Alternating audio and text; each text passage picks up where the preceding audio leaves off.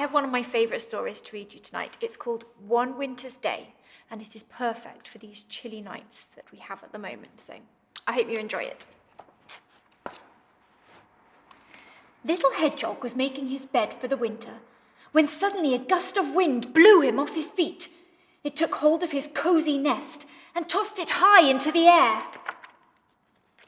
Little Hedgehog trembled as the wind whistled around him, and he wondered what to do. He caught hold of his scarf, hat, and mittens before they blew away, and tried to shelter under the tree roots. But wherever he went, the wind was there as well. "I'll have to stay with Badger until this storm is gone," he said at last, pulling his woolly hat firmly over his prickles. Then he snuggled into his cosy scarf, put on his mittens, and with a deep breath, he set off. The wind was even stronger in the meadow. Leaves swirled here and there, and snowflakes filled the air. Well, Little Hedgehog hadn't gone far when he bumped into a family of field mice shivering in the long grass. "I've never known such a storm," squeaked Mother Mouse. "The wind has blown our nest far away, and my poor babies are so cold." "My home's been blown away as well," said Little Hedgehog. "I'm on my way to stay with Badger. But I have just the thing to warm you up." And he took off his woolly hat, and he gave it to the mice. "Oh, lovely, lovely," they squeaked, snuggling down out of the wind. "Oh, thank you, Little Hedgehog." It was very kind of him. Little Hedgehog tucked his nose inside his scarf and ran along beside the racing river.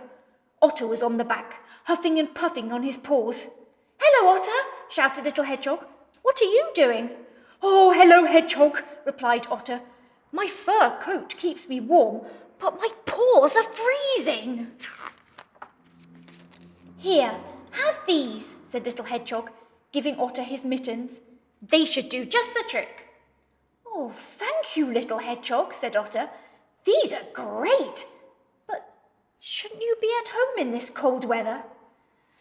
"I have no home any more," Little Hedgehog replied sadly.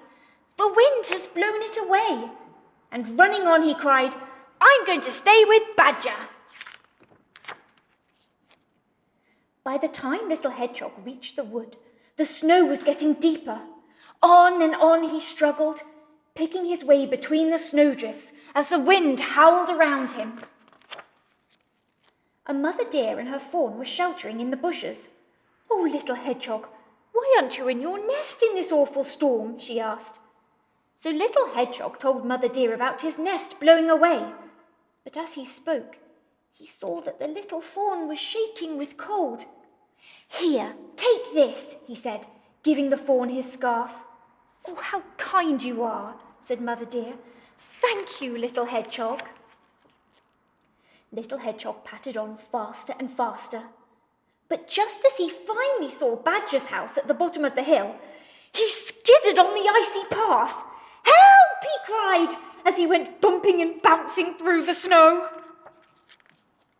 Badger was making tea when he heard a big thud outside. "Whatever was that?" he cried, dropping his toast. When he opened the door, a prickly snowball rolled in. "Gracious me," he said in surprise. "It's Little Hedgehog." Badger carried Little Hedgehog to an armchair by the fire and gave him a cup of tea. Well, Little Hedgehog told Badger about his journey through the storm, and then, cosy and warm, he fell fast asleep. Little Hedgehog stayed with Badger until the storm had gone, and as they walked to where his house had been, Little Hedgehog was very worried. "How can I build a strong new nest if all the leaves and twigs have blown away and there's nothing left?" he asked anxiously. "I'll help you," said Badger kindly. "We're nearly there now." "Surprise!"